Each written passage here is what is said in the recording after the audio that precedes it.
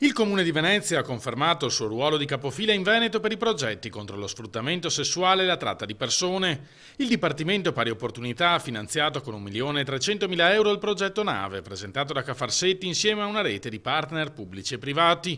Il progetto realizzerà 300 programmi di emersione, assistenza e integrazione sociale a favore di vittime di tratta e grave sfruttamento all'interno di tutto il territorio regionale. Palazzo Balbi contribuirà con 140.000 euro. Cosa cambia rispetto al passato e quali sono le nostre novità introdotte dall'amministrazione Brugnaro?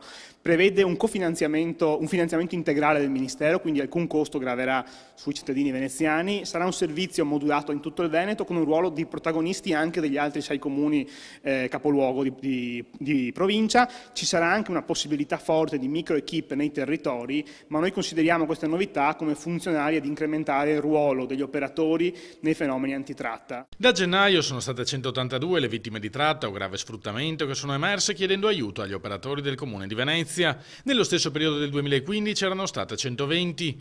Quasi il 60% appartiene all'ambito dello sfruttamento sessuale, il 27% è legato al mondo dello spaccio e il rimanente riguarda lo sfruttamento lavorativo o l'accattonaggio. Al di là di un aspetto sociale, quello di cui ci faremo carico noi, prendendo le persone, mettendole in sicurezza e trovando un inserimento lavorativo di sicurezza di queste persone, c'è anche un fenomeno relativo alle forze dell'ordine. Le informazioni che raccogliamo sono utilissime per smantellare i racket della prostituzione, del lavoro minorile e dell'accattonaggio in qualche modo indotto dalle reti criminali europee.